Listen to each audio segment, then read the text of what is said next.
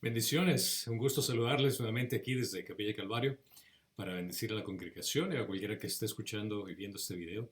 Es un gusto el que puedas acompañarnos y poder tratar de bendecirte respondiendo algunas de estas preguntas, a estas respuestas bíblicas que estamos aclarando cualquier duda que ustedes tengan y esperamos que sea de gran bendición para ustedes. Así que comenzamos.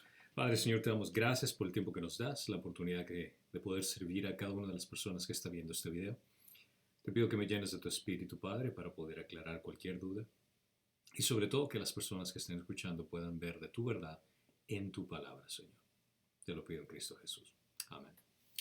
Bueno, vamos a comenzar con nuestra primera pregunta que viene a ser, ¿qué son las indulgencias plenarias? ¿Qué son las indulgencias plenarias?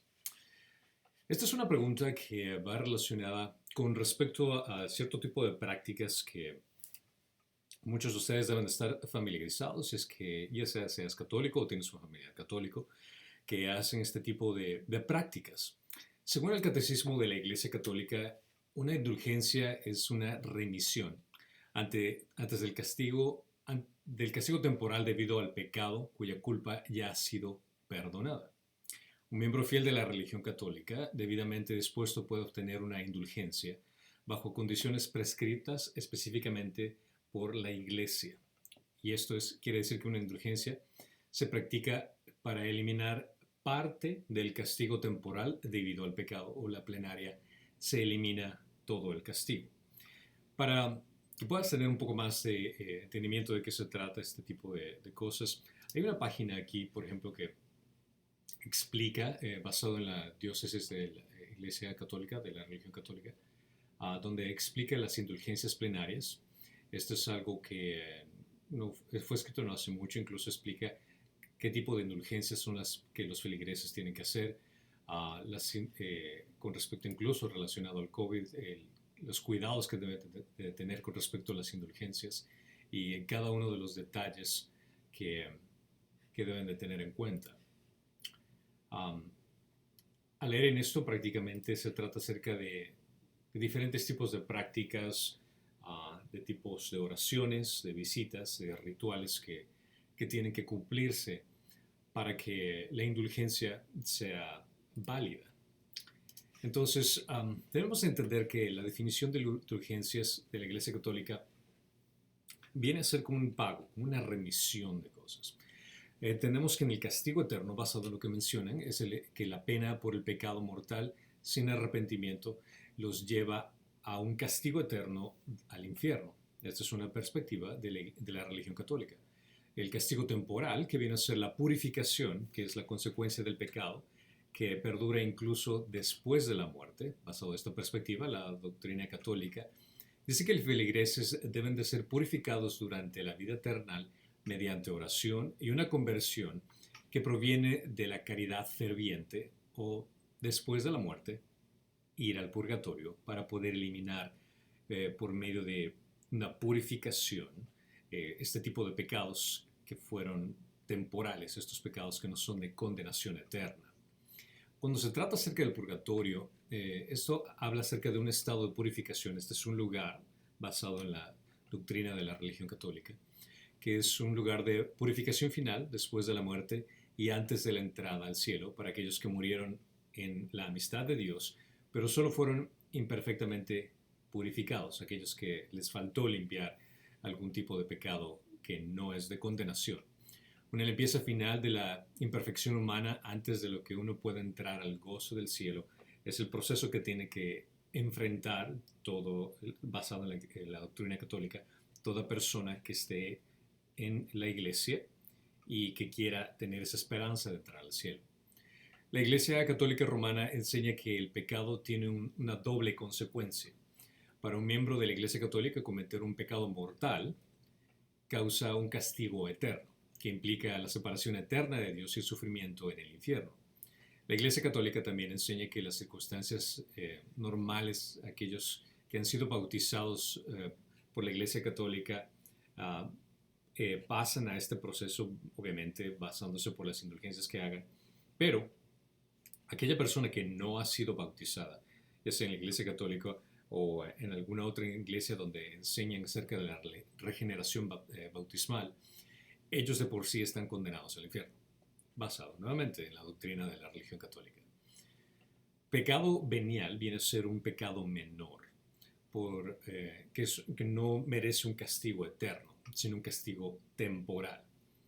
Entonces, las enseñanzas de la religión católica enseñan que estos castigos temporales son dados por Dios como un medio para purificar a sus hijos, ya sea en esta vida o en el purgatorio.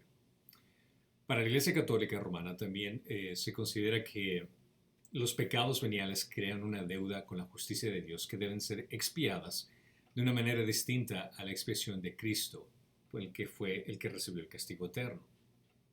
La religión católica romana enseña que con la ayuda de los creyentes vivos, con la ayuda de peticiones en oración, con la ayuda de pedir a los santos en el cielo, con la ayuda de pedir a María, a los creyentes en el purgatorio, también puedes ayudar a que todos estos pecados temporales que puedas librarte de ellos más fácilmente. Viene a ser la idea. Es posible que el mérito generado por las buenas obras, ya sea de oraciones, limosnas o de sufrimientos, puedan ser eliminados o reducidos para aquellos que están pagando esta deuda temporal en el purgatorio, o para eliminarlos mientras todavía sigues en vida. La Iglesia Católica Romana enseña que el mérito combinado de Cristo, los santos y los creyentes piadosos se almacenan en un lugar conocido como el tesoro del mérito. A través de la sucesión apostólica de Pedro, nuevamente estoy enfatizando todo esto desde la perspectiva romana católica, que es solo la Iglesia Católica Romana la que tiene la autoridad para retirar el mérito de este tesoro del mérito, y dispensarlo a los creyentes en esta vida o en el purgatorio para expiar algunos o todos de los pecados veniales. Esto lo hace mediante una concesión de indulgencias católicas. Las indulgencias pertenecen solo para el castigo temporal. Reitero, una persona solo paga indulgencias por castigos temporales que vienen a ser ya sea en esta vida o en el purgatorio. Pero no es en el sentido eterno. Una persona no puede pagar una indulgencia por alguien que esté en el infierno, por ponerlo de esta forma, desde esta perspectiva de la religión católica. Solo se pueden distribuir a través de un líder de la religión católica romana, alguien que esté en el purgatorio o que todavía esté vivo y cuya alma esté en el estado de gracia santificante, es decir, que esta persona no ha ido al infierno y que todavía tiene esa esperanza de pasar por lo menos por el purgatorio. Prácticamente todas las personas, si analizamos de esta forma, pasarían por el purgatorio. Nadie diría, solo los pocos privilegiados, supuestamente basándose en la doctrina católica, irían directamente al cielo. Se puede obtener una indulgencia mediante una buena acción realizada, una misa ofrecida en nombre de alguien, la oración, la abstinencia, la ofrenda a los pobres o algún acto meritorio realizado de acuerdo a los requisitos establecidos por un papa, un obispo o quien tenga jurisdicción sobre esa persona. El ofrecimiento de una misa por alguien se considera uno de los medios más efectivos para reducir el castigo temporal que estas personas están sufriendo en el purgatorio. Una indulgencia parcial reducirá el castigo temporal que tiene una persona en esta vida o en el purgatorio. Ahora viene la pregunta de todo esto. ¿Es bíblico esto de las indulgencias católicas? Varias doctrinas de la Iglesia Católica Romana se derivan de la tradición más que de las Escrituras. La religión católica romana ve su tradición como consistente con las Escrituras y lo ve como igual que las Escrituras. Pero esto es un problema porque el hecho de que muchas de las cosas que mencionan las Escrituras contradice las doctrinas que se formó en la religión católica. Pero para que ello se considere la Biblia por sí sola, para aquellos que nosotros entendemos que la palabra de Dios es más que suficiente, no existe ninguna otra autoridad. Y cualquier otra doctrina, información, teoría que enseñe acerca de un purgatorio, enseñe acerca de una indulgencia, tiene que ser evaluada única y exclusivamente por la palabra de Dios. Si es que no se encuentra ahí, si es que no está una enseñanza clara al respecto, es algo que nosotros como cristianos rechazamos, que no es bíblico, que no es algo que tengamos que practicar, ni tampoco que tengamos que creer. Entonces, al analizar las escrituras, te vas a dar cuenta que no hay ningún justificativo para dar un fundamento a este tipo de creencias o este tipo de prácticas. La religión católica romana afirma que sus doctrinas no son contradictorias con las escrituras y acepta que las escrituras son como parte de su autoridad, pero al hacer un examen de los pasajes que la religión católica romana presenta, uh, realmente no existe un fundamento para el castigo temporal, no existe un fundamento para la expiación vicaria por parte de los hermanos creyentes o santos, es decir, que alguien pueda ayudarte pagando con ofrendas, con misa o con otras cosas por el estilo, para que se reduzca tu castigo temporal, ya sea en la vida o en el purgatorio, lo cual tampoco existe un fundamento sólido para lo que supuestamente existe en la enseñanza del purgatorio en la iglesia. Y vas a descubrir que la confianza católica de la tradición va mucho más allá de las escrituras. Si es que alguna vez tienes la conversación con un familiar o un amigo católico, comienzan a hablar de estos temas y le preguntas en qué parte de la Biblia se encuentra acerca del purgatorio o en qué parte de la Biblia se encuentra acerca de indulgencias, te vas a encontrar con que la mayoría de personas realmente no tiene un fundamento, ni siquiera sabe acerca de esos versículos que se encuentran en la Biblia. Entonces, otras doctrinas como el tesoro del mérito, o el mérito que viene también otro mérito que se llama mérito pristino o insondable de María, el mérito sobreabundante de los santos y la existencia de indulgencias, vienen a ser algo que realmente no hay una defensa bíblica. Son completamente ajenas a las escrituras. Quiero aclarar esto. Como religión, la religión católica romana tiene todo el derecho de crear cualquier tipo de doctrina, cualquier tipo de enseñanza, de poner ciertas reglas, normas a seguir, ya sea que los sacerdotes no se casen, que las monjas no se casen, cierto tipo de prácticas, cómo se debe de dar la misa, cosas por el estilo. Tienen todo el derecho de hacerlo. Pero el crear doctrinas que supuestamente se encuentran en la Biblia, ahí es donde existe ya un problema. Por el hecho de que la libertad de cómo regir una religión, cuando no tiene un fundamento bíblico, se separa completamente de lo que es el cristianismo bíblico. Para comenzar, vamos a analizarlos, este tipo de cosas que encontramos aquí. Yendo incluso que va con la siguiente pregunta. La Biblia habla acerca del purgatorio. Esta es una pregunta muy importante, ya que la mayoría de personas entiende el purgatorio como este lugar donde definitivamente van a ir.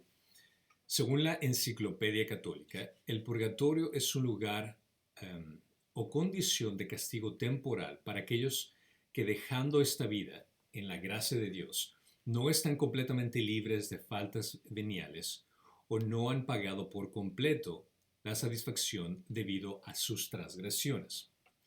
Para resumir, en la teología católica el purgatorio es un lugar donde el alma de un creyente va después de la muerte para ser limpiada por sus pecados, que no había sido completamente satisfechos durante su vida. Esto no es un lugar placentero, esto no es un lugar de espera, es un lugar prácticamente a través de la historia.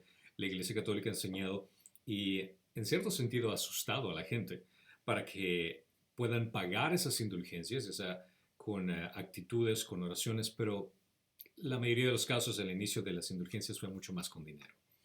Entonces, esa fue una forma de chantajearlos, asustándolos, para que puedan pagar por esas indulgencias, ya sea por ellos mismos o por algún familiar que se encuentra supuestamente en el purgatorio.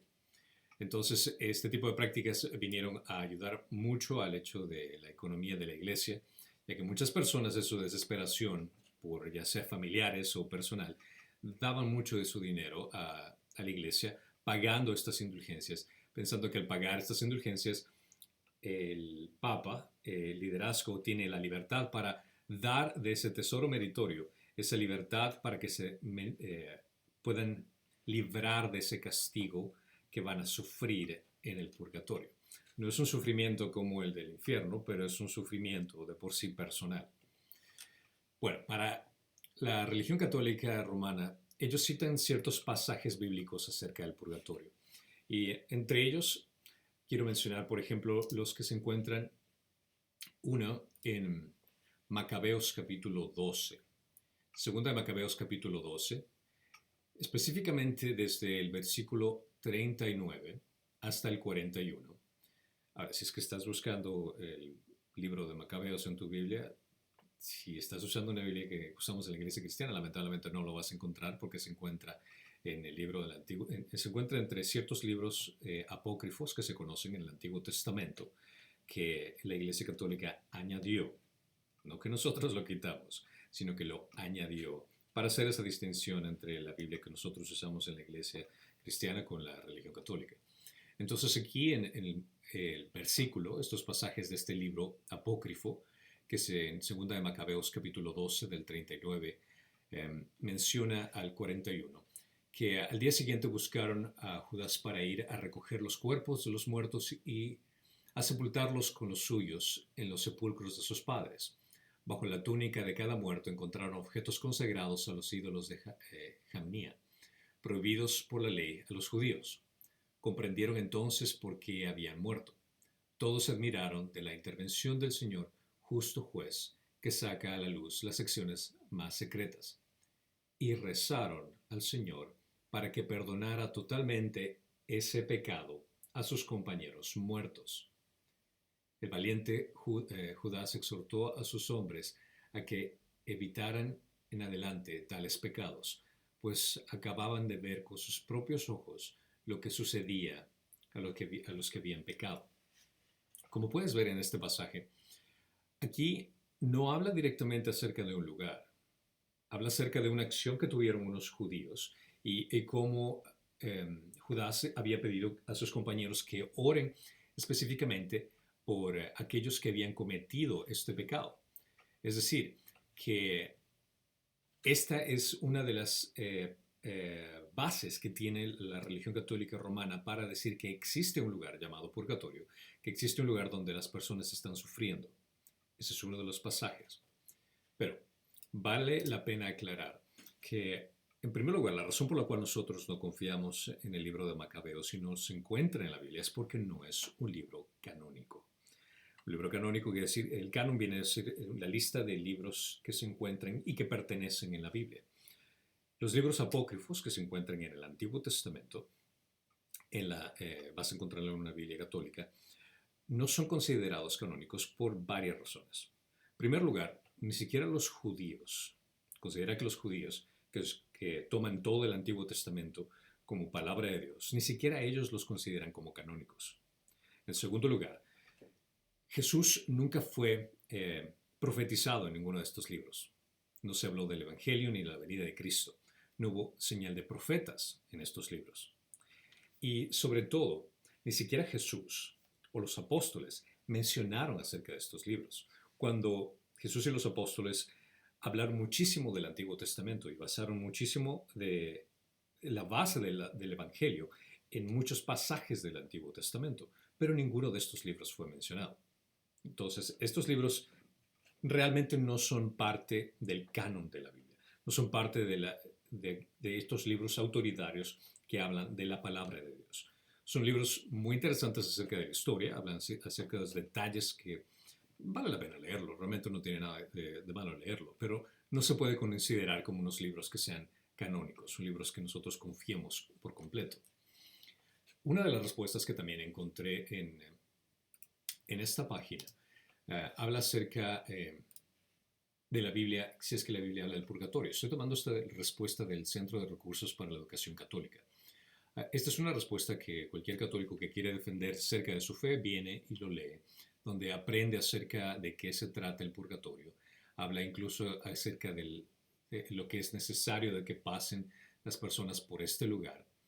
Y quieren justificar, comienzan justificando dónde se encuentran estos pasajes que prueban en la Biblia que existe el purgatorio, y es exactamente el versículo que justamente acabamos de leer de Macabeos. Y justamente incluso también dan una respuesta católica a lo que acabo de mencionar, interesantemente, que dice, rechazan que nosotros como cristianos rechazamos la inspiración y canosidad del libro de Segunda de Macabeos, y por obvias razones, por las que acabo de mencionar. Pero la respuesta que dan aquí es interesante. Los macabeos nos ayudan a conocer, como dice aquí, los macabeos nos ayudan a conocer desde una perspectiva puramente histórica que los judíos creían en rezar y hacer expiación por los muertos, poco antes de la venida de Cristo. Esta es la fe en la que Jesús y los apóstoles fueron criados. Y es en este contexto que Jesús declara en el Nuevo Testamento. Bueno, este es un salto bastante grande para querer justificar este libro, por el hecho de que dice que si es que esto es una práctica que tenían los judíos en ese entonces, y si es que este entonces fue el contexto de aquellos judíos poco antes de la venida de Cristo, entonces, si es que tú rechazas estos libros, vienen a poner este versículo.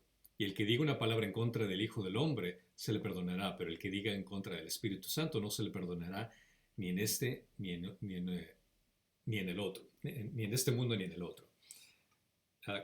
Cuando leí esto me pareció un poquito exagerado en la forma como quieren tratar de justificar una respuesta que no tiene, realmente no tiene una coherencia en cómo explicarlo.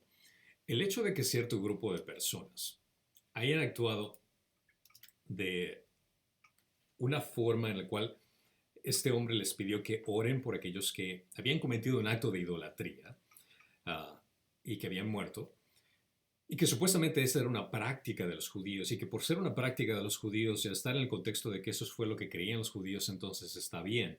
Y por lo que está bien que estos judíos practicaban, y Jesús estando dentro de este grupo judío, el criticar este libro sería criticar a Jesús. Viene a ser un extremo muy, muy grande. Está tratando de cerrar una brecha gigantesca con una explicación que realmente no tiene mucho sustento, no es fuerte. Realmente no tiene una coherencia del llegar como un grupo de personas que tuvieron una actitud que la Biblia incluso condena, que ahora, si es que estoy en contra del libro de Macabeos, estoy yéndome en contra del Espíritu Santo. Viene a ser un salto muy grande para justificar eso. Pero, analizando ese como uno de los pasajes, que el hecho de que Mateo 12:32 viene a ser, si es que estoy yéndome en contra de este libro, estoy prácticamente hablando en contra de Jesús y en contra del Espíritu Santo, como si es que mencionamos el pasaje que acaban de poner, Mateo 12:32. Permíteme arreglar esto. Mateo 12:32. Entonces aquí realmente viene si es que lees el contexto de Mateo 12:32, habla acerca de la blasfemia del Espíritu Santo, lo cual no tiene absolutamente nada que ver con el libro de Macabeos. No tiene absolutamente ningún sentido el conectar una historia de un contexto totalmente diferente con un libro apócrifo. A ver si funciona. Ok, perfecto. Mateo 12:32. Y si cualquiera que diga una palabra en contra del Hijo del Hombre, se le perdonará, pero el que hable en contra del Espíritu Santo no se le perdonará, ni en este siglo ni en el venidero. Nuevamente, el contexto de Mateo 12 habla claramente acerca de que este grupo de fariseos religiosos que estaban junto a Jesús, estaban acusándolo de algo, de prácticamente de que él estaba lleno de, o estaba demoniado para poder hacer las obras y milagros que estaba haciendo, que Jesús prácticamente estaba haciendo las obras de Belcebú, las obras del demonio, que por eso podía hacer ese tipo de cosas. Jesús le está aclarando que cualquier pecado se les va a perdonar, pero el hecho de que blasfemen en contra del Espíritu Santo, eso no se les va a perdonar. No tiene nada que ver con el libro de Macabeos. No tiene ningún contexto con el libro de Macabeos. Y nada en el sentido de lo que esta respuesta de apologética católica quiere presentar. Otro pasaje que se utiliza para defender el contexto del purgatorio, la idea del purgatorio, viene a ser Mateo 5 del 25 al 26. Me estoy basando, considerando justamente de esta página, donde presenta más pasajes bíblicos. Yo estoy tomando los pasajes bíblicos que utilizan aquí para defender la idea del purgatorio. Si es que vamos a Mateo, este es otro texto que utilizan específicamente en esta página. Y si analizamos Mateo 5, del 25 al 26, que dice: reconcíliate pronto con tu adversario mientras vas con él por el camino. No sé que tu adversario te entregue al juez y el juez al alguacil y seas echado en la cárcel. Verdad te digo que no saldrás de allí hasta que hayas pagado el último centavo. Contexto, nuevamente. Es parte, lo que acabo de leer es parte de una parábola que habla sobre el tema del perdón.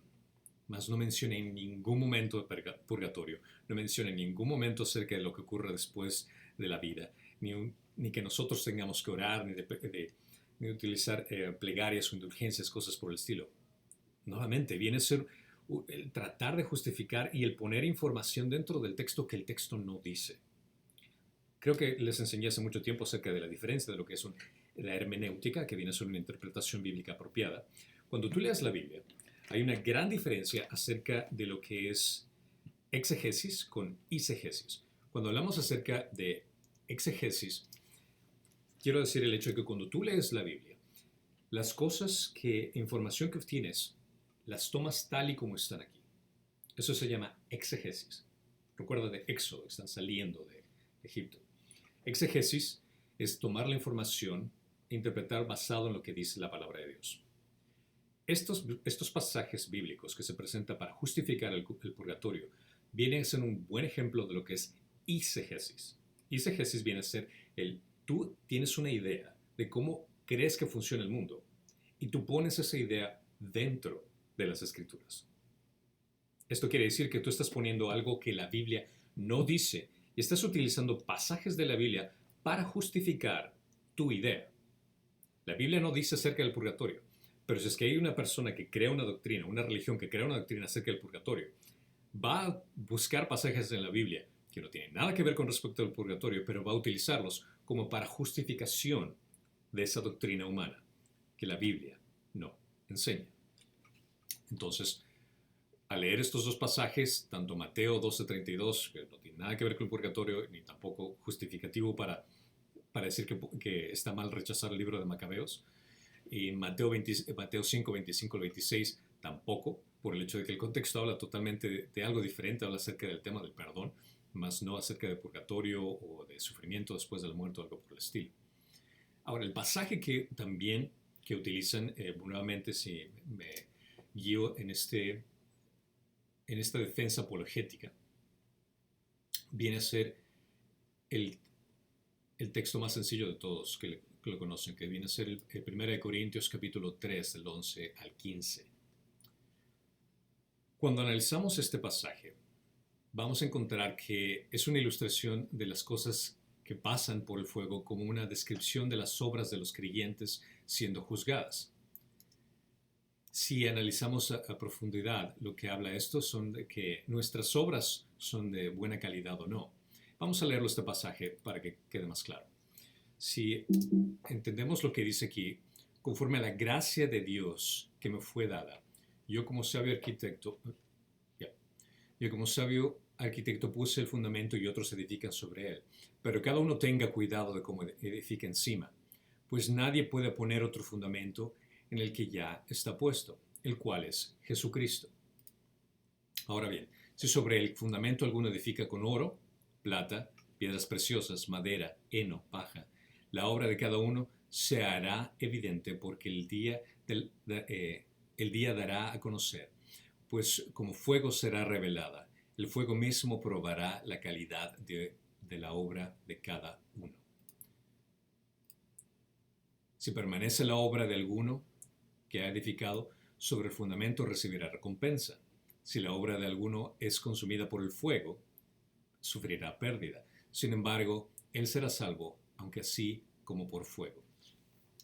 Cuando leemos este pasaje, podrías decir, bueno, aquí se está hablando acerca de fuego, que la persona dice que será salvo, aun así que por fuego, y que las obras de uno serán consumidas en el fuego, y que este es el pasaje que habla acerca del purgatorio. Pero hay que entender esto. Cuando pasan las cosas por fuego, son cosas que nosotros hacemos, nuestro servicio, nuestras obras, y esas son las que recibirán, por, por nuestras actitudes, por nuestro trabajo, recibiremos o no recibiremos recompensa. Si nuestras obras son pasadas de mala calidad, es decir, que hacemos algo con una mala intención, como podría ser considerado la madera, el heno y la paja, serán consumidas por el fuego y no habrá recompensa. El pasaje no dice que los creyentes pasarán por el fuego, sino que las obras de un creyente pasarán por el fuego, como claramente lo dice en 1 Corintios 3:15. Esto se refiere que escapando a través de las llamas, no siendo limpiado por las llamas. Claramente, la doctrina del purgatorio habla acerca de que somos purificados por las llamas, somos pasados por un proceso de limpieza por las llamas. Entonces, aquí el pasaje no dice absolutamente nada de esto. La Organización Católica dice, es imposible que una obra sea limpiada, quiero incluso para que lo puedan ver en la página claramente aquí. La respuesta que, cuando la objeción a la respuesta que les acabo de dar, viene aquí donde habla acerca de que es imposible que una obra sea limpiada separada del ser humano. Estoy tratando de... Oh, aquí está. En esta sección aquí dice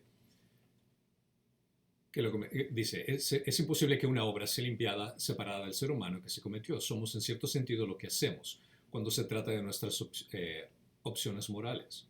No existe tal cosa como una obra flotando alrededor de algún lugar separada de un ser humano que pudiera limpiarse lejos de ese ser humano. La idea de que las obras estén separadas de las personas no tiene sentido. Esta viene a ser la respuesta a la objeción que acabo de presentar.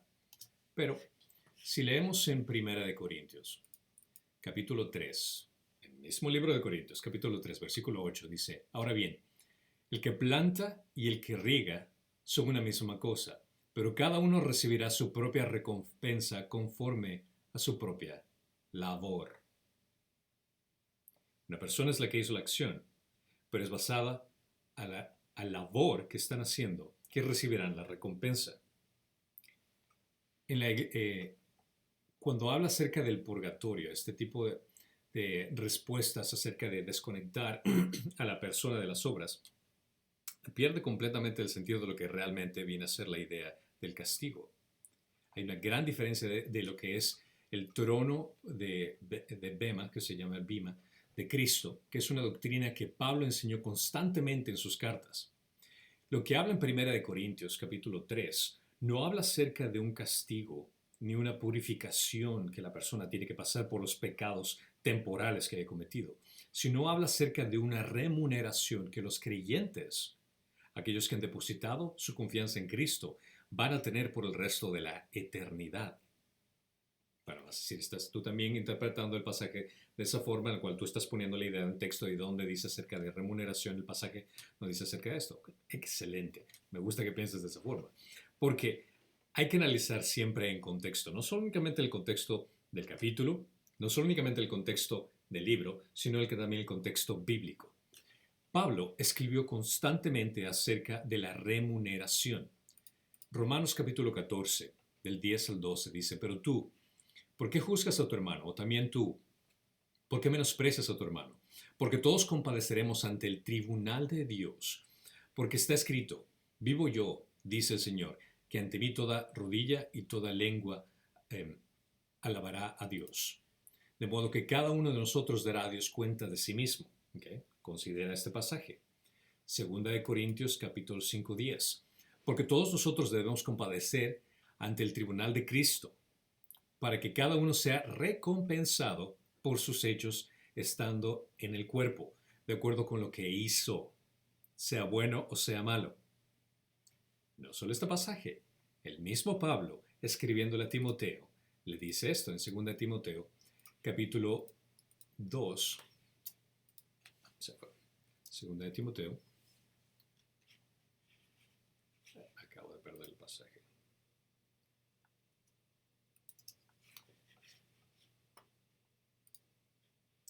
Bueno, me toca hacerlo de esta forma más rápido. En 2 de Timoteo, capítulo 2. Estoy haciendo la forma más larga. ¿Dónde es? Evangelios, epístolas.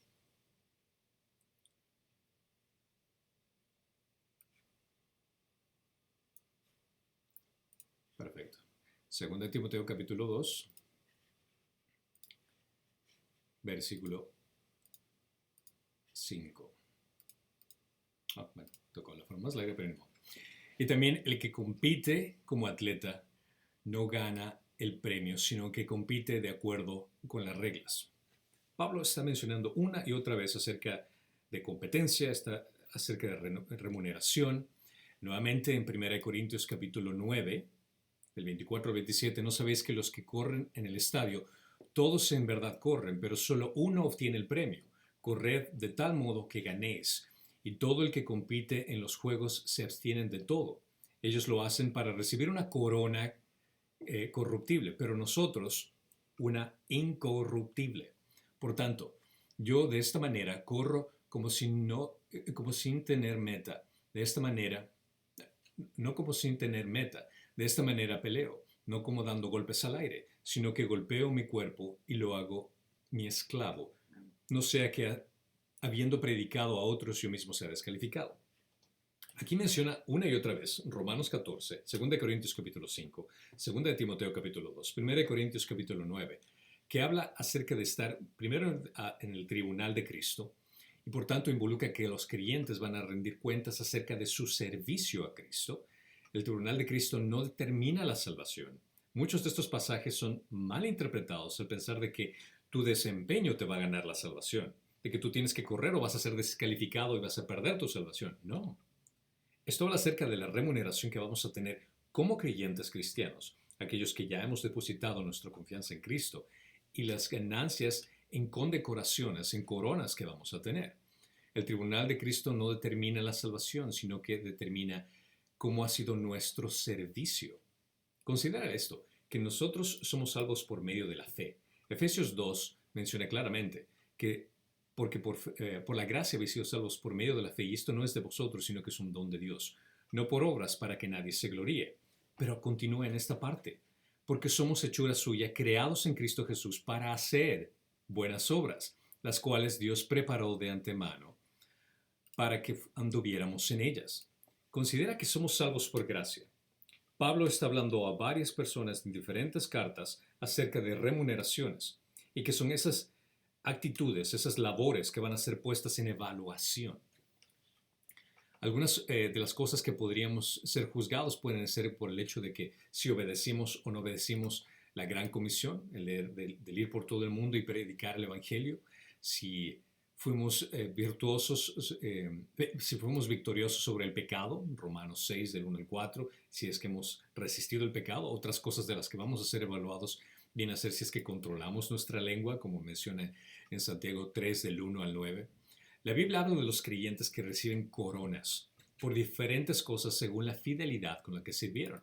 Pablo nuevamente aquí menciona en 2 de Timoteo capítulo 2, 5, como dije anteriormente, el hecho de la corona que es de competencia, pero nuestra corona no es, que no es perecible, porque en ese tiempo las coronas que utilizaban eran coronas de hojas, que obviamente una hoja no va a durar mucho, pero las coronas que él menciona es acerca de aquellos cristianos que van a recibir por el servicio que tuvieron a Cristo. Segunda de Timoteo capítulo 4, 8 dice, en el fruto me está reservada la corona de justicia que el Señor, el juez justo, me entregará en aquel día, y no solo a mí, sino también a todos los que aman su venida. Primera de Pedro capítulo 5 versículo 4, y cuando aparezca en el príncipe de los pastores, recibirás la corona inmarcesible de gloria. Apocalipsis capítulo 2, 10. No temáis los que estar por sufrir. Aquí el diablo echará a algunos de vosotros a la cárcel para que seáis probados y tendréis tribulación por 10 días. Sé fiel hasta la muerte y yo te daré la corona de la vida. Corona, corona, corona. Santiago 1.2 se menciona bienaventurado el hombre que persevera bajo la prueba, porque una vez que ha sido probado recibirá la corona de la vida que el Señor ha prometido a los que le aman.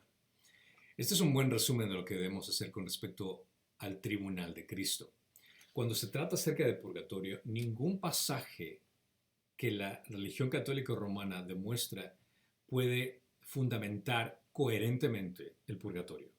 Todos los pasajes que acabo de mencionar, en primer lugar, no tienen nada que ver con el libro de Macabeos. Segundo, no tiene nada que ver con el otro pasaje de Mateo, tampoco tiene nada que ver con el purgatorio.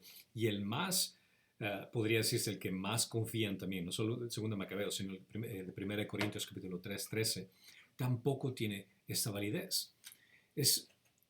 Este es un principio de hermenéutica, como les mencioné, el estudio de cómo interpretar correctamente las escrituras, que aquellos pasajes que no son claros tienen que ser aclarados por aquellos pasajes que sí lo son, que simplemente tocan el tema por los pasajes que se enfocan en algo mucho más claro. Interpretar estos versículos como una enseñanza de que hay un lugar donde vas a pasar esta expiación de purificación y purgatorio, y de pronto esos son los pasajes que van a crear una doctrina gigantesca donde te van a pedir que actúes de cierta forma, de que des este tipo de indulgencias, de que des este tipo de plenarias para poder liberar a ciertas personas. Se convierte en una actitud religiosa que va fuera de las escrituras. El hecho de hacer indulgencias, plenarias o cosas por el estilo, son prácticas antibíblicas. Son prácticas que no tienen ninguna justificación y que de por sí el purgatorio no tiene ninguna justificación bíblica. Cuando hablamos acerca del cielo y del infierno, la Biblia habla claramente acerca de esos puntos, pero del purgatorio no lo habla en lo absoluto.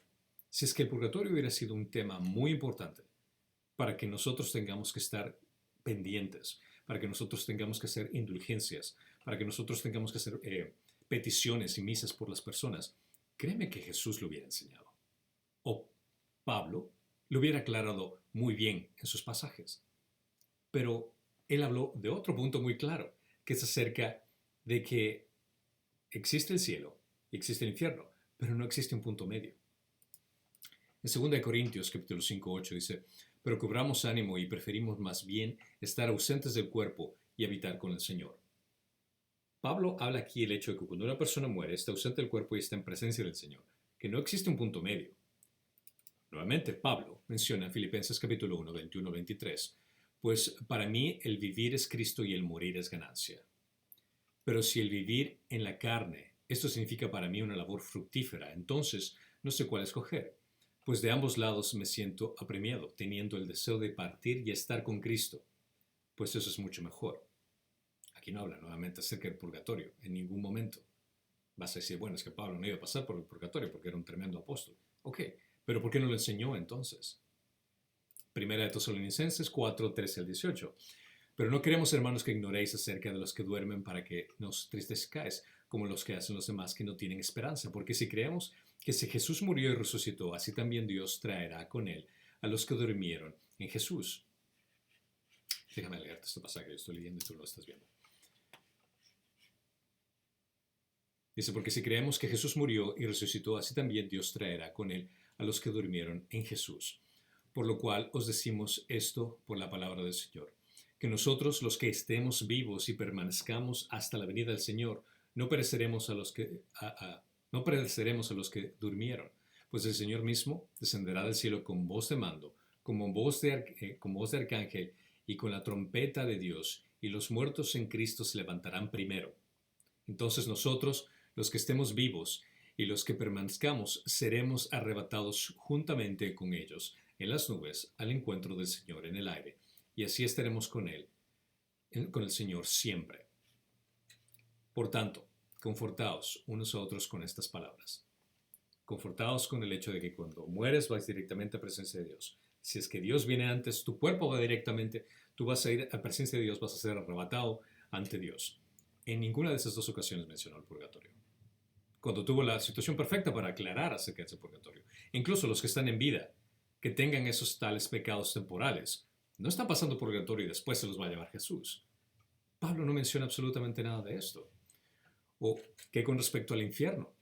Lucas 16, 23 al 24, aquí aclara, en el Hades alzó sus ojos estando en tormentos y vio a Abraham a lo lejos y Lázaro en su seno y gritando dijo, Padre Abraham, ten misericordia de mí y envía a Lázaro para que moje la punta de su dedo en el agua y refresque mi lengua, pues estoy en agonía en esta llama.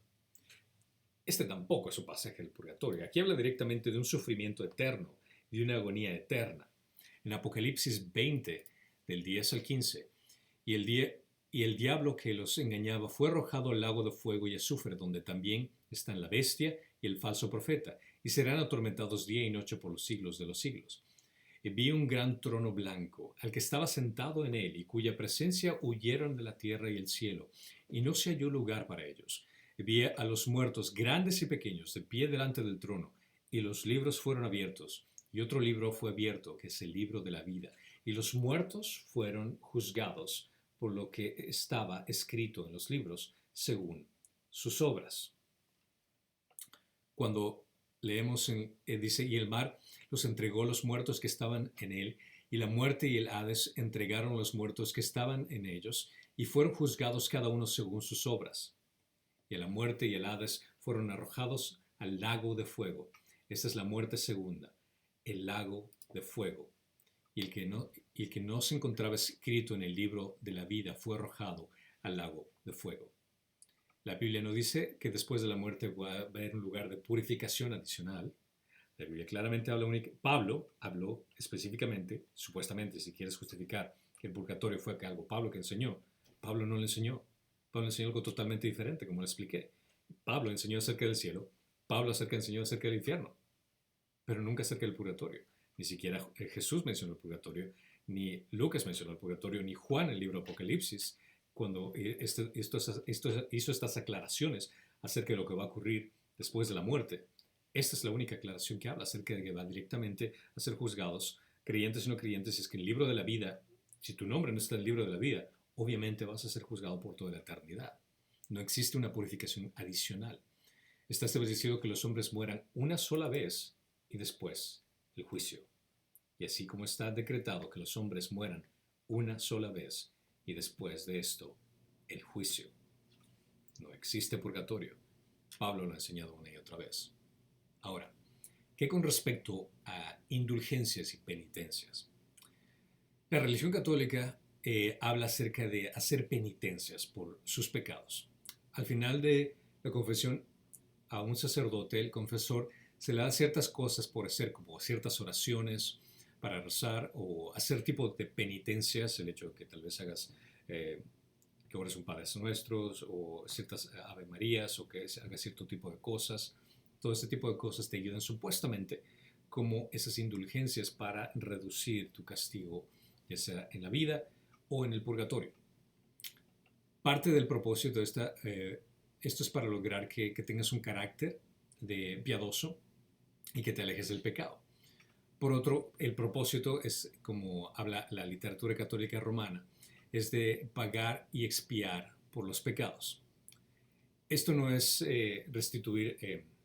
esto no es lo mismo que restituir a los heridos por el pecado de uno. No se trata acerca de que si es que tú le insultaste a alguien o mentiste a alguien, que tú pidas perdón a esa persona. Este tipo de indulgencias implica el hecho del castigo que tienes ante Dios por haber hecho eso con aquella persona, basado en la religión católica. Este último propósito está íntimamente ligado con la idea de las indulgencias, que no se menciona en las Escrituras tampoco. La Biblia sí habla del arrepentimiento, habla acerca de un cambio de pensamiento sobre cómo debemos de actuar en nuestro comportamiento. En Lucas 3, del 3 al 18, puedes leerlo detalladamente, habla acerca de este tipo de arrepentimiento que demuestre fruto. Cuando Juan el Bautista les dijo que se arrepienta, que lo hagan demostrando señales de arrepentimiento, mostrar sus obras de arrepentimiento que sean genuinas.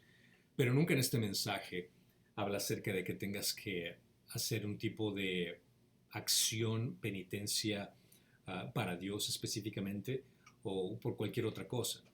Como aquí está llamado a las buenas obras, Juan estaba específicamente diciendo: muestra que tu arrepentimiento sea genuino por tus obras. Cuando leemos en Santiago 2:18 dice: pero alguno dirá, tú tienes fe y yo tengo obras, muéstrame tu fe sin las obras y yo te mostraré mi fe por mis obras. Esto habla acerca de ese arrepentimiento genuino, de una demostración de un carácter de una persona que realmente está en Cristo.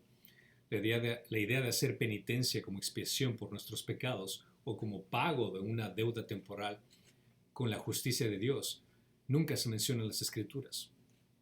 Viene a ser como el hecho de que si es que tú haces cierto tipo de cosas, ese pecado va a desaparecer o se va a disminuir. O incluso he escuchado ciertas personas que ofrecen dolores o ciertos tipos de rituales, como ir a cierto lugar específico de rodillas, ensangrentando prácticamente todo el lugar, lastimándose ellos mismos, o pasando por un dolor físico, por el hecho de que ese dolor físico, ese sufrimiento, esa forma de sacrificio va a satisfacer a Dios. Pero solo entiende lo que estás diciendo. Prácticamente estás menospreciando el trabajo de Jesucristo en la cruz, que pagó por completo, y estás poniendo que tu propio dolor, tu propio sacrificio, tus propias obras van a ayudar a eliminar esos pecados que Jesús no fue capaz de pagar en la cruz.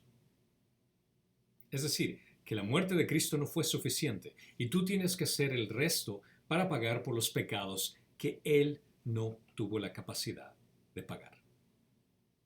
Dime si es que eso no es insultante para Dios. Que el hecho de que tú pienses que tus dolores, que tus sufrimientos van a poder eliminar cierto tipo de pecados temporales, supuestamente, viene a ser un insulto al Evangelio. Las indulgencias católicas y la tesorería del mérito, como hablan, viene a ser algo que oficialmente fue por la Iglesia Católica en 1343 por el Papa Clemente VI.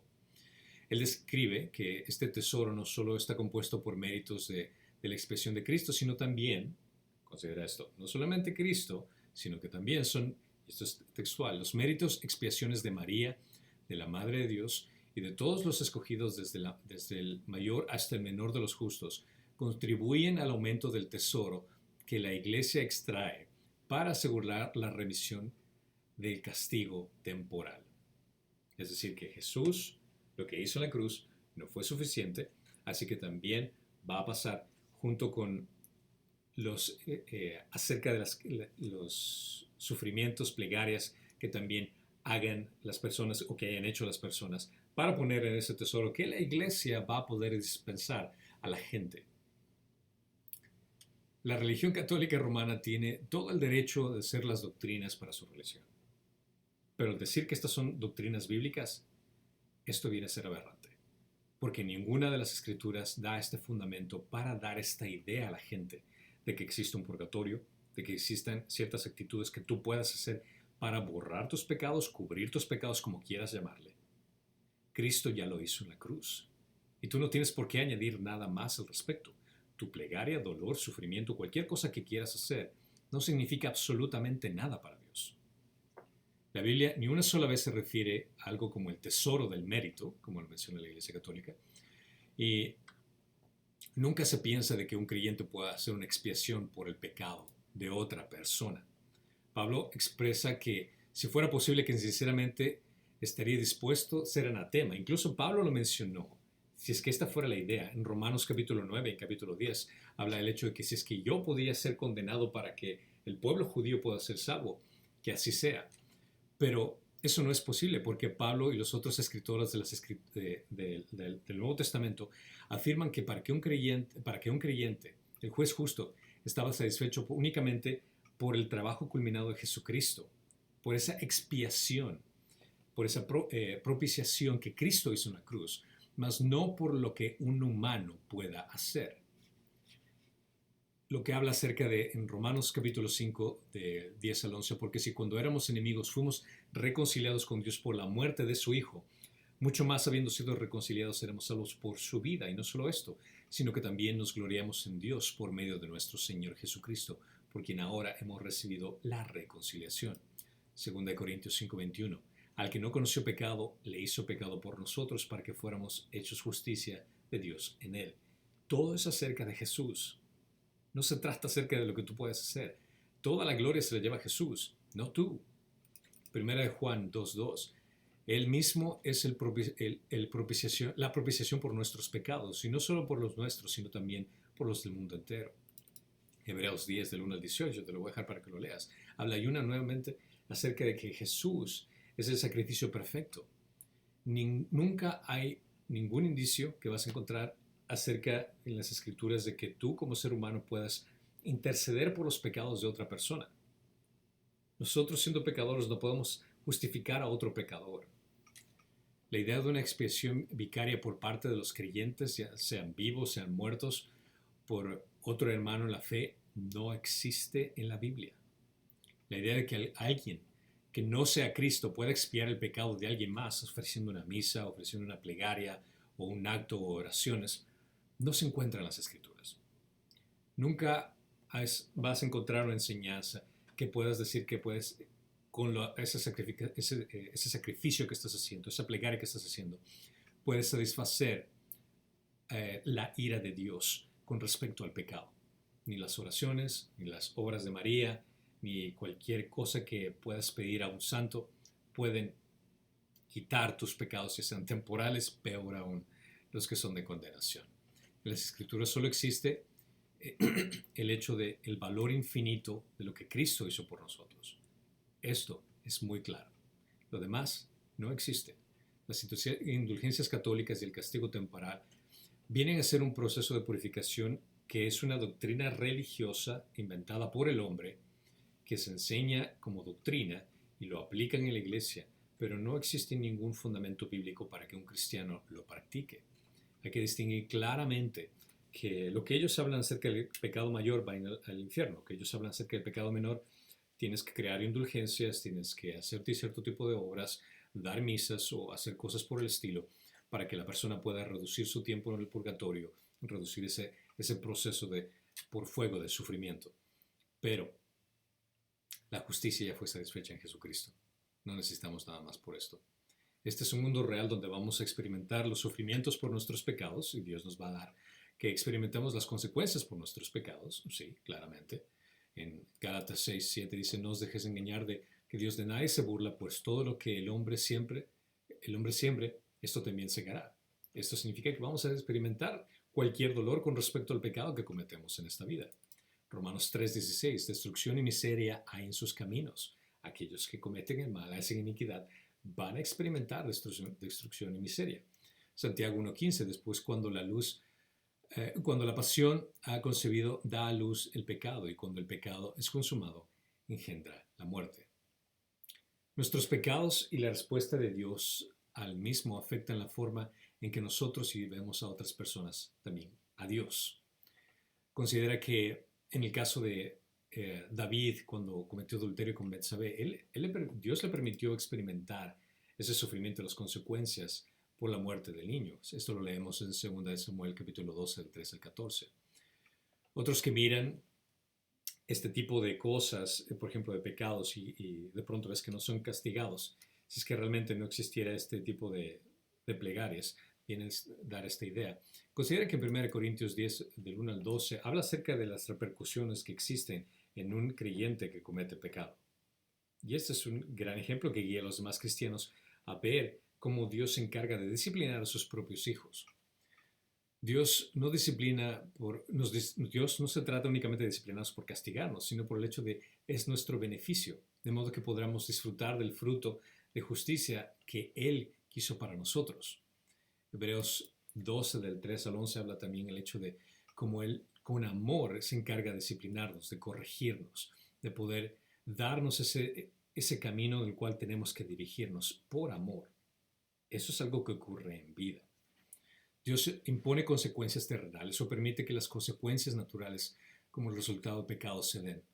Pero en ningún pasaje se dice que estas consecuencias se imponen para que su justicia temporal sea satisfecha.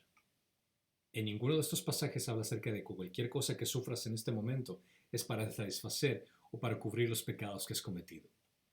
En conclusión, no existen fundamentos bíblicos para la existencia de indulgencias tampoco.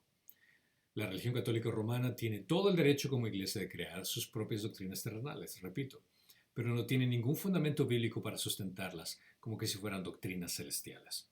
Cualquier intento de esto viene a ser una tergiversación de la palabra de Dios, como una hermenéutica que condena, que prácticamente la palabra de Dios la condena de esta forma. Y tristemente engaña a las personas a vivir una mentira religiosa, que lo único que hace es confundir a la gente y tristemente les puede llevar a una condenación. porque están poniendo su confianza en sus sacrificios, están poniendo su confianza en sí mismo, en lugar de poner la confianza única y exclusivamente en Jesucristo. La doctrina de las indulgencias, plegarias, purgatorio y salvación por obras carece de fundamentos bíblicos. Jesús murió para pagar por el castigo de nuestros pecados. Romanos 5:8 claramente los dice. Pero Dios demuestra su amor para con nosotros en que, siendo nosotros aún pecadores, Cristo murió por nosotros. Decir que nosotros también vamos a sufrir por nuestros pecados es decir que el sufrimiento de Jesús no fue suficiente. Y decir que debemos expiar por nuestros pecados mediante indulgencias o peor aún por la limpieza del purgatorio es negar la suficiencia de la expiación de Jesucristo. 1 Juan 2:2 dice, el mismo es la propiciación por nuestros pecados, y no solo por nosotros, sino también por los del mundo entero. La idea de que todos los que son salvos la idea es que entender que somos salvos por gracia, por medio de la fe, y que no necesitamos absolutamente nada más. Es confiar única y exclusivamente en Cristo. Cualquier cosa contraria a este tipo de cosas viene a ser un pecado, porque estamos yéndonos en contra de la palabra de Dios y menospreciando el Evangelio. Bueno, esta es la respuesta que venía incluida en dos categorías aquí. Una es con respecto a las plegarias y la otra con respecto al purgatorio, para aclarar esta pregunta.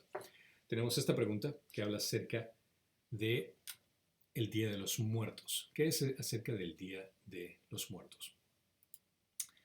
Bueno, para hablar acerca de esta pregunta, vale la pena aclarar que esta viene a ser una festividad que se hace que se hace muchísimo en México, en Latinoamérica, también se viene a presentar acá en Estados Unidos, en Canadá, en diferentes lugares, donde es una práctica donde la gente se reúne y hacen una festividad que vino específicamente como el 1 o 2 de noviembre, también se llama el Día de Todos los Santos, el Día de los Difuntos, donde se recuerda a aquellas personas que han fallecido, que son como cultos a los muertos, que supuestamente vienen por un momento a escucharnos, a poder compartir con nosotros. Si es que alguna vez has visto la película de Coco, viene a ser exactamente esa idea, lo que viene a ser el Día de los Difuntos. El hecho de que vienen de la muerte a compartir con nosotros, a pasar con nosotros un momento donde la gente viene a rendir homenajes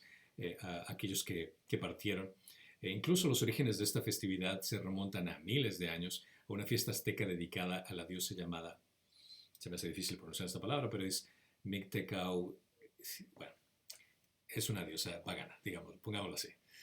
Vale la pena aclarar que esto es una celebración pagana. Por tanto, un cristiano no tendría por qué participar en este tipo de celebraciones. Un cristiano no tiene por qué estar involucrado en este tipo de ritos y tradiciones. El principio de estos ritos y prácticas vienen a ser antibíblicos, por el hecho de que estás prácticamente llamando a una persona que está muerta. La Biblia contiene este tipo de cosas. Cuando el alma pasa la eternidad, como hablamos anteriormente, es directamente a presencia de Dios. No se trata de que estén en una ciudad especial o en algún momento, en una parte específica donde pueden escucharnos o vienen para visitarnos de vez en cuando. No andan merodeando o asustando a la gente tampoco. La gente no se convierte en fantasmas. Esto realmente viene a ser una mentira y un engaño. Ahora, que existen cosas sobrenaturales, sí, claro, existen cosas sobrenaturales, pero esos no son fantasmas. Lamentablemente, déjame decirte que son demonios, que pueden tomar la forma de una persona que conoces, claro que pueden hacerlo, porque ellos están a nuestro alrededor, conocen nuestras vidas, saben quiénes somos y pueden engañarte. Prácticamente ese es su trabajo, los demonios es engañarnos. El Día de los Muertos viene a celebrar el alma de los difuntos y esto viene a ser algo abominable. Deuteronomios capítulo 18, del 10 al 12, claramente dice, no se ha hallado en ti nadie que haga pasar a su hijo o a su hija por fuego, ni quien practique adivinación, ni hechicería, o sea, agorero, o hechicero, o encantador, o medium, aquí viene la parte de donde habla esto, o espiritista, ni quien consulte a los muertos. O sea, Dios está hablando específicamente a este tipo de personas, donde dice que esto es abominable, que esto ni siquiera tendrían que hacerlo. Dios habló con el pueblo de Israel en ese entonces, en este convenio. Si Dios detestó este tipo de comportamiento del pueblo de Israel en ese entonces, Dios no cambia. Es el mismo Dios. Si para Él fue detestable que ellos lo hagan, considera que para nosotros en este tiempo va a ser también detestable que hagamos lo mismo. El Día de los Muertos viene a ser algo que eh, recuerda a aquellas personas que fallecieron, pero la práctica, cómo se da, viene a ser como una especie de comunicación, siendo tú un medium con los muertos, esperando que ellos te respondan, que ellos te vean. Siempre que he escuchado un funeral, uh, escucho este sentimiento, lo cual es muy entendible, acerca de que tienes esa esperanza que dice que tal vez esta persona que falleció nos está viendo desde el cielo o está velando por nosotros o cosas por el estilo, pero realmente esto no tiene ningún fundamento bíblico. Si es que esto fuera así, incluso menosprecia el hecho de estar en la presencia de Dios. Si es que entiendes la santidad, la gloria, lo hermoso que es Dios, dudo mucho de que estés interesado en regresar a ver quién está aquí en la tierra. Así sea un ser querido. No existe nada que sea más glorioso, no existe nadie que sea más importante que el Dios mismo. Así que se me hace incluso una idea bastante absurda, ya que no es bíblica tampoco, de que una persona que cuando fallece está como en un balcón viendo al mundo. Como que si estuviera aburrido, así como no hay nada más que hacer aquí en el cielo, así que voy a ver abajo qué están haciendo y voy a cuidarlos también. No existe esa idea. Cuando una persona fallece, es inmediatamente presencia de Dios. El estar en presencia de Dios es más que suficiente. Te olvidas de cualquier cosa. Todo lo demás palidece en comparación. Entonces, la idea de ir y buscar a alguien que está muerto no tiene un justificativo bíblico. Por ende, nosotros como cristianos no deberíamos de practicar este tipo de cosas. Esta vendría a ser la respuesta corta a esta pregunta. Y por último, tengo esta última pregunta que viene a decir, ¿qué es una abominación? ¿Qué es una abominación? Para responder a esta pregunta, debemos de analizar que la Biblia habla acerca de abominación varias veces, varias veces. Una abominación es algo que causa odio o disgusto. En el uso bíblico, una abominación es algo que Dios detesta u odia porque es ofensivo para Él, su carácter. Cuando lees las escrituras y encuentras pasajes acerca de abominación, vas a toparte con diferentes aspectos, pero entre las cosas que para Dios es extremadamente abominable, una es el hecho de la idolatría. En Deuteronomio 17, 2 al 5, habla acerca de si se encuentra en el medio de ti, en cualquiera de las ciudades que el Señor tu Dios te da, un hombre o una mujer que hace lo malo ante los ojos del Señor, violando su pacto, que haya ido y servido a otros dioses, adorándolos, o adorando al sol, o a la luna, o a cualquiera de los huestes celestiales. Eso también incluiría a cualquier santo o cualquier virgen. Lo cual cual yo no he mandado, y se te lo dice y lo has oído hablar de ello, harás una investigación minuciosa. Y aquí, si en verdad es cierto el hecho de que esta abominación ha sido cometida en Israel, entonces sacarás a tus puertas ese hombre o esa mujer que ha cometido esa mala acción, sacarás al hombre y a la mujer y los apedrearás hasta que mueran. Ahora, gracias a Dios nosotros no estamos en ese convenio, así que no tenemos que apedrear absolutamente a nadie, pero esto es nuevamente solo para darte una idea del carácter de Dios. Leemos algo que ocurrió en el Antiguo Testamento con un pacto que tenía el pueblo, con el pueblo de Israel, pero esto demuestra el carácter de Dios. Esto es lo que demuestra qué es lo que a Él le gusta y qué es lo que a Él no le gusta. Si es que a Él no le gustó que la gente, su pueblo escogido, de Israel, tenga este tipo de actitudes, ¿qué te hace pensar de que Él ha cambiado de parecer? Considera que Dios no cambia. Dios no, bueno, este Antiguo Testamento puede ser de esta forma, con unas personas puede ser de otra forma. No, el Dios no cambia. Si es que esta fue la forma en que vio y condenó y consideró abominación al tipo de idolatría, también existe este tipo de idolatría en la actualidad que Dios considera como abominación. Las prácticas como incluso el sacrificio de niños también viene a ser una abominación. Deuteronomios 18, 9 al 12 habla acerca de esto, lo cual lamentablemente esto ocurre en la actualidad. Es abominación el aborto. Es algo que Dios detesta. Otras abominaciones ante los ojos de Dios vienen a ser las relaciones sexuales como la homosexualidad e incluso el adulterio. Levíticos 18, 22 al 29 habla más al respecto. El transvestismo, Deuteronomios 22, 5 también viene a ser una abominación. Sacrificios imperfectos, en Deuteronomio 17, 1. Ok, esto se aplica en el Antiguo Testamento. Nosotros no hacemos ningún tipo de sacrificios. Pero en aplicación para nosotros vendría a ser el hecho de que, lo que mencioné al principio, de que nosotros intentemos complacer a Dios con actos religiosos, con plegarias, con misas, con cosas por el estilo, y que eso va a satisfacer la ira de Dios. Esto también viene a ser una abominación. Negocios deshonestos, Proverbios 11.1. La balanza falsa es abominación al Señor, pero el peso cabal es su deleite. 20.10. Pesas desiguales y medidas desiguales ambas son abominaciones al Señor. La maldad viene a ser una abominación del Señor. La abominación del Señor es el camino del impío, y él ama al que sigue la justicia. Viene a ser abominación también la injusticia, Proverbios 17, 15. El que justifica al impío y el que condena al justo, ambos son igualmente abominación al Señor. Es decir, si es que tú justificas a alguien que está mal, si es que tú hablas bien por alguien que de por sí está haciendo una injusticia, tú también te conviertes en una abominación para él. Hacer oídos sordos de la instrucción de Dios también viene a ser una abominación. 28, versículo 9. Ofrendas hipócritas a los que no se arrepienten. Isaías 1.13 también viene a ser una abominación. La mayoría de las referencias de que es abominable o detestable se encuentra en la ley de Dios en Levíticos y en Deuteronomio. Las profecías que declara el juicio de Dios contra Israel y en Proverbios también se encuentran pasajes donde habla acerca de abominaciones. Proverbios 6.16 habla de una lista de 7 cosas que Dios llama abominación. Solo pon atención de esto, porque muchas veces consideramos, bueno, pecado es una cosa, abominación es otra. Bueno, leamos este pasaje, a ver qué dice.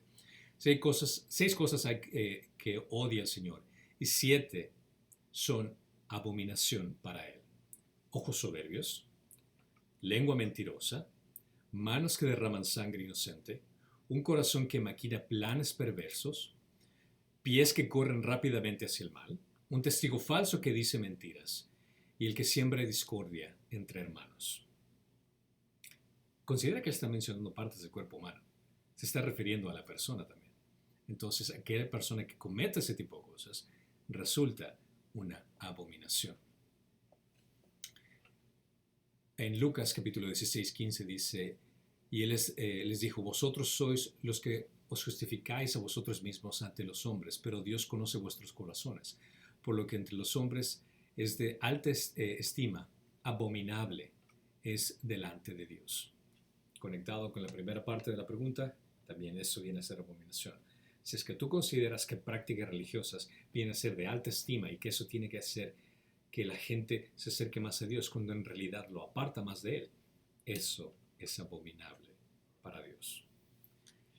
Todos, Tito 1.16, profesan conocer a Dios, pero con sus hechos lo niegan, siendo abominables y desobedientes e inútiles para cualquier obra buena. Esto se está refiriendo a aquellos que son falsos maestros. También son abominación a Dios. Y esto es algo que todo líder, pastor, maestro, cualquier líder religioso debería tener en cuenta. Si estás enseñando algo que va en contra de la palabra de Dios, eres una abominación. Es por eso que debes estudiar la palabra de Dios, aprender bien y mejorar en tu conocimiento bíblico para que no cometas este error. Realmente todo pecado viene a ser una abominación. El perder la marca de la perfección de Dios es una abominación. Desde la idolatría, las escalas injustas, relaciones sexuales impías, maldades de varios tipos, abominaciones son para Dios. Todo pecado nos separa de Dios, que es detestable para Él. Romanos 3.23 claramente dice, por cuanto todos pecaron y no alcanzan la gloria de Dios. Romanos 6.23, porque la paga del pecado es muerte, pero la dádiva de Dios es vida eterna en Jesucristo, nuestro Señor. Abominaciones al Señor el camino del impío, y Él ama el que sigue la justicia. El odio de Dios al pecado hace que el sacrificio de Cristo en la cruz sea aún más notable. Segunda de Corintios capítulo 5, 21 dice, al que no conoció pecado, le hizo pecado por nosotros, para que fuéramos hechos justicia de Dios en él. Dios envió a su Hijo Jesucristo, nació de una virgen, vivió una vida sin pecado, sin ningún tipo de abominaciones. Y Él voluntariamente fue a la cruz a pagar por tus abominaciones, por las mías. Y todo aquel que cree en Él, en ese sacrificio que Él hizo en la cruz, ha sido eliminado por completo todos sus crímenes, todas nuestras abominaciones. Jesús las tomó en la cruz sobre sí mismo y a cambio nos entregó su justicia. Esto quiere decir que cuando tú confías única y exclusivamente en el sacrificio de Jesucristo, no necesitas más plegarias, no necesitas más indulgencias, no necesitas de purgatorio, no necesitas absolutamente de nada más. Cristo es más que suficiente. Y el confiar en el trabajo culminado de Cristo en la cruz es lo único que necesitamos. En respuesta a esto, en respuesta a esa demostración de amor tan grande, es que nosotros vivimos en obediencia a Dios. No porque tengamos que hacerlo, sino porque queremos hacerlo. Lo mínimo que una persona que realmente considera el amor de Dios tan profundo es entregar su vida por completo a aquel que dio su vida por nosotros. Esta es la gran diferencia. El hecho de hacer indulgencias, purgatorio, misas o cosas por el estilo de actitud humana viene a ser como una especie de chantaje. El hecho de tratar de hacer cosas para complacer a Dios. Cuando realmente eso viene a ser una religión totalmente distinta a lo que es el cristianismo. El cristianismo bíblico enseña de que Dios fue el que se reconcilió con nosotros por medio de Jesucristo.